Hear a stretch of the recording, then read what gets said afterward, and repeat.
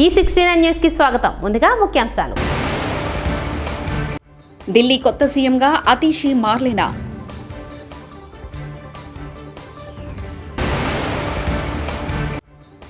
ప్రధాని మోదీకి తెలుగు రాష్ట్రాల సీఎంలో బర్త్డే విషెస్.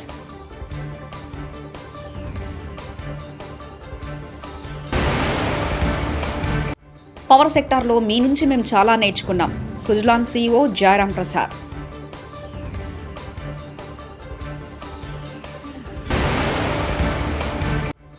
ఢిల్లీ పెద్దల మెప్పు కోసమే రాజీవ్ గాంధీ విగ్రహ స్థాపన. కేటీఆర్.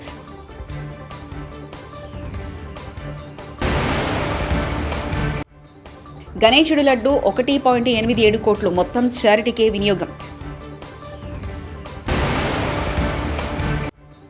నిమజ్జనానికి సిద్ధమైన ఖైరతాబాద్ వినాయకుడు. ఢిల్లీ సీఎం ఎవరనే ఉత్కంఠకు తెరపడింది. కొత్త సీఎంగా మంత్రి అతీషి పేరును ఆప్ పార్టీ ప్రకటించింది. సీఎల్పీ నేతగా ఆమెను ఆప్ ఎమ్మెల్యేగా ఎన్నుకున్నారు. అతీషి పేరును పార్టీ అధినేత కేజ్రీవాల్ ప్రతిపాదించగా ఎమ్మెల్యేలు ఏకగ్రీవంగా మద్దతు తెలిపారు. ఈ మేరకు శాసనసభ పక్ష నేతగా అతీషి ఎంపికయ్యారు. దీంతో ముఖ్యమంత్రి పదవి బాధ్యతలు చేపట్టడమే తరువాయి. ఇవాళ మంగళవారం పుట్టినరోజు జరుపుకుంటున్న ప్రధానమంత్రి నరేంద్ర మోదీకి తెలుగు రాష్ట్రాల సీఎంలు నారా చంద్రబాబు నాయుడు, రేవంత్ రెడ్డి పుట్టినరోజు శుభాకాంక్షలు తెలిపారు. ప్రధాని మంచి ఆరోగ్యంతో పాటు దేశ సేవలో దీర్ఘాయుష్య పొందాలని ప్రార్థిస్తున్నానని సీఎం చంద్రబాబు అన్నారు. ఆయన దార్శనికత, నాయకత్వంలో మన దేశం అభివృద్ధి చెందుతూనే ఉంటుందంటూ ఆయన ఆశాభావాన్ని వ్యక్తం చేశారు. తెలంగాణ సెక్రటేరియట్ దగ్గర కన్నుల పండగగా సాగిన ఖైరతాబాద్ సప్తముఖ మహాగణపతి శోభాయాత్ర నిమజ్జనానికి సిద్ధమైన ఖైరతాబాద్ వినాయకుడు నగరంలో గణేష్ నిమజ్జనం వైభవంగా జరుగుతుంది. ఖైరతాబాద్ మహాగణపతి శోభాయాత్రగా ట్యాంక్ బంటును చేరుకున్నారు. క్రేన్ నంబర్ 4 వద్ద బడా గణేష్ నిమజ్జనం జరుగుతుంది. మరి కాసేపట్లో మహాగణపతి గంగమ్మ ఒడికి చేరనున్నారు. గణేష్ నిమజ్జన సందర్భంగా పోలీసులు పటిష్టమైన భద్రత ఏర్పాటు చేశారు. ఎక్కడికక్కడ ట్రాఫిక్ ని క్లియర్ చేస్తూ భక్తులకు ఇబ్బంది కలగకుండా చూస్తున్నారు. గణేష్ నిమజ్జన ఏర్పాట్లు బందోబస్తుపై తెలంగాణ డీజీపీ జితేందర్ మీడియాకు వివరాలు వెల్లడించారు.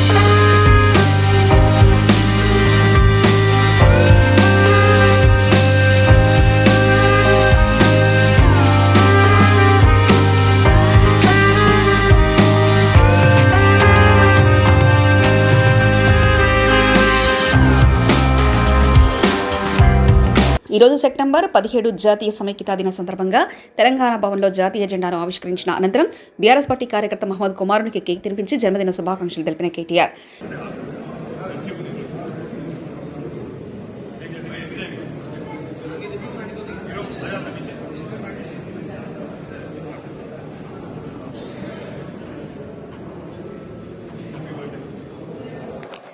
ఢిల్లీ పెద్దల మెప్పు కోసం రాజీవ్ గాంధీ విగ్రహ స్థాపన. రేవంత్ రెడ్డి గతంలో సోనియా గాంధీ బలిదేవతాన్ని, రాహుల్ గాంధీని ముద్దపప్పు అని తిట్టారు. ఇప్పుడు వాటిని కవర్ చేసుకోవడానికి రాజీవ్ గాంధీ విగ్రహం పెట్టారు. రాజీవ్ గాంధీ కంప్యూటర్ కనిపెట్టారని రేవంత్ చెప్తున్నారు. కంప్యూటర్ కనిపెట్టిన చార్లెస్ బాబేజ్ ఆత్మ ఎక్కడున్నా బాధపడుతుందంటూ కేటీఆర్ వ్యాఖ్యానించారు. ఏం చెప్తున్నాడు? రాజీవ్ గాంధీ గారు కంప్యూటర్ కనిపెట్టిండట. ఇక నీకు ఎంత తెలివి ఉందో దీన్ని బట్ట చెప్పొచ్చు. అయ్యా రేవంత్ రెడ్డి గారు, నీకు తెలియదు. దరిద్రం ఏంటంటే నీకు తెలియదన్న విషయం కూడా తెలియదు. నీకు ఎవడు చెప్తే ఇనవు. కంప్యూటర్ కనిపెట్టింది రాజీవ్ గాంధీ కాదు నాయన, చార్లెస్ బాబేజ్ అన్నట్టు ఆయన. పాపం ఆయన కనిపెట్టిండు. ఆయన బాధపడుతున్నాడు. ఎక్కడున్నాడు కానీ ఆయన ఆత్మ అది బాధపడుతూ ఉన్నది. రాజీవ్ గాంధీ గారు భారతదేశానికి కంప్యూటర్ పరిచయం చేసినట్టాడు. రాజీవ్ గాంధీ గారు కంప్యూటర్ పరిచయం చేయలేదు భారతదేశానికి. 1955లోనే టాటా గ్రూప్ వాళ్ళు బొంబాయిలో మొట్టమొదటి కంప్యూటర్ను వాళ్ళు తీసుకొచ్చినారు. ఇది నీకు తెలియదు. ఆ రోజు రాజీవ్ గాంధీ గారికి 10 ఏళ్ళలో 12 ఏళ్ళలో. ఇది నీ తెలివి, ఇది నీకున్న పరిజ్ఞానం. వినాయక నిమజ్జన సందర్భంగా హైదరాబాద్లో ఉదయం 6 గంటల నుంచి ఎల్లుండి సాయంత్రం 6 గంటల వరకు వైన్స్ బంద్ చేయాలని ఆదేశించారు కమిషనర్. రాజీవ్ గాంధీ విగ్రహాన్ని తొలగిస్తామంటున్నారు. విగ్రహం కూలగొట్టడానికి ఎవడొస్తాడో రండి, తారీఖు చెప్పండి, ఎవడు వస్తాడో నేను చూస్తా అంటూ సీఎం రేవంత్ రెడ్డి వ్యాఖ్యానించారు. ఇవాళ మనం పెట్టిన విగ్రహాన్ని అవహేళన చేసి తొలగిస్తామంటారు. ఎవడ్రా తొలగించేటోడు? ఒక్కడు రాండి, ఎప్పుడు వస్తారో తారీఖు చెప్పండి బిడ్డ. రాజీవ్ గాంధీ విగ్రహం తీస్తారంట, ఎవడొస్తాడో నేను చూస్తా. మహబూబాబాద్ జిల్లాలో అమానవీయ ఘటన. ప్రజాపాలన వేడుకల కోసం డీసీఎం వాహనంలో పశువులను కుక్కినట్లు 200 మంది విద్యార్థులను కుక్కి తీసుకెళ్లిన కస్తూర్బా గాంధీ పాఠశాల టీచర్లు మీడియా కంటపడడంతో విద్యార్థులను ఆటోలో తిరిగి పాఠశాలకు పంపిన టీచర్లు. 4 కూర్చునే చిన్న ఆటోలో సైతం 10-12 మంది విద్యార్థులను కూర్చోబెట్టి పాఠశాలకు తరలించారు టీచర్లు.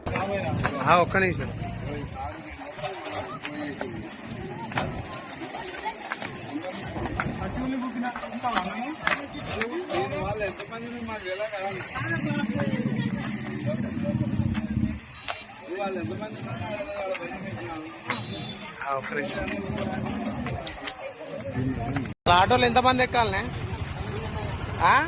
నీకు 12 మందికి ఇచ్చిండు ఆర్టీఓ పర్మిషన్ ఎక్కించుకోవచ్చని. ఏమన్నారు మేడం వాళ్ళు? ఏమన్నారు అన్న అధికారులు? ఏమని చెప్పిళ్ళు? ఎక్కడ దించాలని చెప్పిళ్ళు? మీరు మేడం ఎక్కడ స్కూల్ మేడం ఇది? మేడం ఆటోలో కూడా తీస్తారా?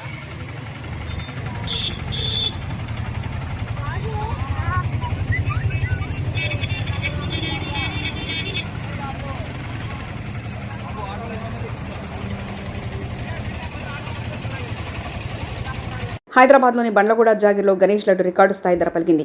కీర్తి రిచ్మండ్ విల్లాస్లో జరిగిన వేలంపాటలో 1.87 కోట్లకు దక్కించుకున్నారు. విల్లాలోని కమిటీ మొత్తం కలిసి దీన్ని కైవసం చేసుకున్నారు. గతంలో ఇక్కడి లడ్డు భారీ ధర పలికింది.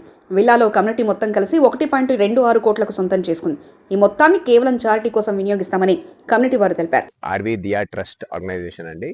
సో ఇది 2016 నుంచి లాస్ట్ 8 years నుంచి ఉంది. సో ఇనిషియల్లీ ఇది స్టార్టింగ్లో 25,000 రూపీస్తో స్టార్ట్ అయింది.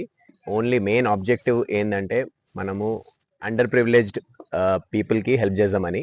సో మా కమ్యూనిటీలో మా మేడ్స్ వాళ్ళ పిల్లల ఎడ్యుకేషన్తో ఆ థాట్ ప్రాసెస్తో స్టార్ట్ అయిన ఆలోచన ఇది. అక్కడి నుంచి ఇప్పుడు మేము ఆల్మోస్ట్ 8 years అయిపోయింది. సో 25,000 నుంచి 3 lakhs, 20 lakhs, 60 lakhs, 80 lakhs. So last time 1.2 crores అయింది, సార్ 1.87 crores అయింది. దీంట్లో ఉన్న అంతా 100% మొత్తం అమౌంట్ మేము చారిటీకే ఇస్తాము. చారిటీ అన్నప్పుడు మేము లాస్ట్ టైం 28 NGOsతో. ప్రొఫెషనల్గా నేను నా పనితనానికి పెద్ద అభిమానిని. 40 ఏళ్లుగా మిమ్మల్ని చూస్తూనే ఉన్నాను. పవర్ సెక్టార్లో మీ నుంచి నేను చాలా నేర్చుకున్నానంటూ సుజ్లాన్ CEO జయరాం ప్రసాద్ వ్యాఖ్యానించారు. I don't mind announcing that of Mr. Naidu professionally. So the thing is that I've been following you for last 40 years. I had my experience of creating Simadri project with you and various things. And you just not talked about distribution, billing. I distinctly remember when Delhi got privatized, I was in Reliance that time. I was the first CEO of a couple of distribution companies there. The first phone call we requested was AP Discom CMDs for learning how to do the distribution, how you improve the efficiencies there. I remember that after a few months, then Mr. Anil Ambani said, let's go and meet Mr. Naidu. Let's see what we can do in AP in distribution, because we wanted to expand our business. Sir, you may not remember, it was at Sankranti, we came to your house, spent there. When we were talking about distribution, for 2 hours you gave me a lecture on what are you doing on distribution, billing, old city problems, how are you resolving the billing and collection there. We came out, I told Mr. Ambani saying that, sir, this is not the place, they're already doing it, let's go and do somewhere else.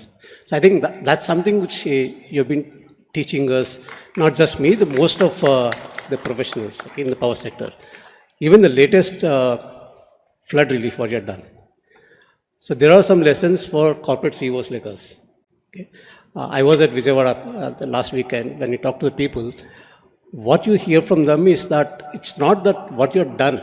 I think more importantly is that the confidence that government is working, they will take care of us. That anxiety of people is what you're taking away. If as corporate CEO we can do that internally and externally, that's a big thing for us. That's what I wanted to put a caveat. But coming back to Subbu, what you asked, Quthbullapur MLA Vivek పై మాజీ MLA Kuna Srisailam Goud fire అయ్యారు. CM Revanth రెడ్డిపై మాట్లాడే ముందు ఒళ్ళు దగ్గర పెట్టుకోమని, టీడీపీలో గెలిచి బీఆర్ఎస్ పార్టీలోకి ఫిరాయించిన నీకు మా నాయకులపై మాట్లాడే అర్హత లేదని, ఎన్నికల ముందు నువ్వు నాపై దాడికి వచ్చావు, నాకు సంస్కారం ఉండి నీపై తిరిగి దాడి చేయలేదు, రాష్ట్రంలో భద్రత గురించి నువ్వా మాట్లాడేది, నీ భాష మార్చుకోకపోతే కుత్బుల్లాపూర్లో తిరగనీయం. కుత్బుల్లాపూర్ నియోజకవర్గ గాజుల రామారం కాంగ్రెస్ పార్టీ కార్యాలయంలో తెలంగాణ ప్రజాపాలన దినోత్సవ సందర్భంగా జాతీయ జెండా ఆవిష్కరించిన మాజీ ఎమ్మెల్యే కాంగ్రెస్ సీనియర్ నేత కూన శ్రీశైలం గౌడ్ పార్టీ ఫిరాయింపుల గురించి టీఆర్ఎస్ అలియాస్ బీఆర్ఎస్ పార్టీ నాయకులు, మాజీ మంత్రులైతే మీ ఎమ్మెల్యేలు అయితే మాట్లాడుతూ ఉన్నారు. కుత్బుల్లాపూర్ ఎమ్మెల్యే వివేక్ గతంలో తెలుగుదేశం పార్టీలో గెలిచి బీఆర్ఎస్ పార్టీలోకి ఫిరాయించి ఆ రోజు హరీష్ రావు గారి మీద, కేటీఆర్ మీద మరి మమ్మల్ని బ్లాక్ మెయిల్ చేసి తీసుకుండని చెప్పడం జరిగింది. మరి ఈరోజు కుత్బుల్లాపూర్ ఎమ్మెల్యే పార్టీ ఫిరాయింపుల మీద మాట్లాడుతూ మా రాష్ట్ర ముఖ్యమంత్రి రేవంత్ రెడ్డి గారిని ఏవైతే భాష మాట్లాడిండో ఎమ్మెల్యే వివేక్కు ఒక్కసారి గుర్తు చేసుకోవాలి. లా అండ్ ఆర్డర్ ఎక్కడుంది, మాకు భద్రత లేదంటున్నావు. మరి రూలింగ్ పార్టీలో ఉన్నప్పుడు గతం ఎమ్మెల్యే ఎలక్షన్ అప్పుడు నువ్వు నా మీదకి వచ్చినావు బిడ్డ. ఆ రోజు తిరిగి నేను కొడితే నీ పరిస్థితి ఏందో ఒక్కసారి ఆలోచన చేసుకో. మాకు సంస్కారం అడ్డొచ్చి ఆ రోజు నేను ఆ పని చేయలే, కానీ నీకు సంస్కారం లేదు. కుత్బుల్లాపూర్ ప్రజలు నిన్ను గెలిపించుకుర్రు, కానీ ఈరోజు వాళ్ళంతా కూడా ముక్కు మీద ఏలేసుకుంటారు. వీడు రైల్వే స్టేషన్ల ఫుట్పాత్ మీద ఉండే పల్లీలు బటన్ అమ్ముకున్నాడు, కానీ అధ్వానం భాష మాట్లాడుతూ ఉండు. ఇటువంటి వ్యక్తి మా కుత్బుల్లాపూర్ ఎమ్మెల్యే అని చెప్పి కుత్బుల్లాపూర్ ప్రజలు వాళ్ళు ఆలోచించే విధంగా నీ యొక్క వ్యవహార శైలి తయారైంది. నీ యొక్క భాష మార్చుకోకపోతే మంత్రులను కానీ, మా శ్రీధర్ బాబు గారు కానీ, పొన్నం ప్రభాకర్ కానీ, అదేవిధంగా రాష్ట్ర ముఖ్యమంత్రిని ఏదైతే నీ భాష మాట్లాడుతున్నావో నిన్ను కుత్బుల్లాపూర్ కాన్స్టిట్యున్సీలా గల్లీల పొంటి బగాంచి కొట్టిపిస్తామని చెప్పి కూడా నేను హెచ్చరిస్తూ ఉన్నాను. ఎందుకంటే నీ స్థాయి కాదు, పార్టీ ఫిరాయించిన నువ్వే మాట్లాడుతున్నావంటే నీ యొక్క భాష కంట్రోల్ చేసుకో, నీ నాలుకని కంట్రోల్ చేసుకో, లేకపోతే ఈ ప్రాంతంలో తిరగనీయమని కూడా హెచ్చరిస్తూ ఉన్నాను. ట్యాంక్ బండ్ వద్ద గల గణేష్ నిమజ్జన ప్రక్రియ వైభవంగా సాగుతుంది. యువకుల ఆనందోత్సవాల మధ్య వివిధ ప్రాంతాల నుంచి వచ్చిన గణనాథులు గంగమ్మ ఒడికి చేరుకున్నారు. గణపతి నామస్మరణతో ట్యాంక్ బండ్ పరిసరాలు మారుమ్రోగాయి. గణపతి పప్ప మోరియా అంటూ భక్తులు నినాదాలు చేశారు. భక్తి పారవస్యంలో నృత్యాలు చేస్తూ గణనాథుడికి వీడ్కోలు పలుకుతున్నారు.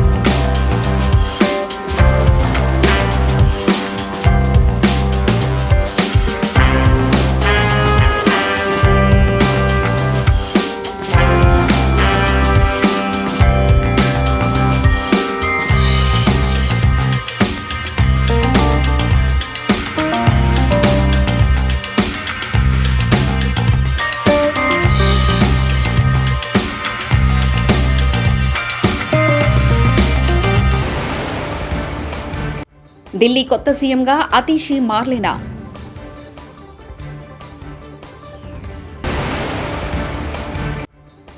ప్రధాని మోదీకి తెలుగు రాష్ట్రాల సీఎంలో బర్త్డే విషెస్.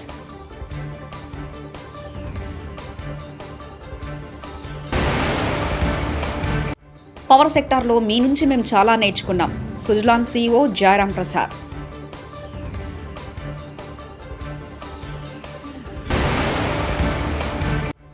ఢిల్లీ పెద్దల మెప్పు కోసమే రాజీవ్ గాంధీ విగ్రహ స్థాపన కేటీఆర్.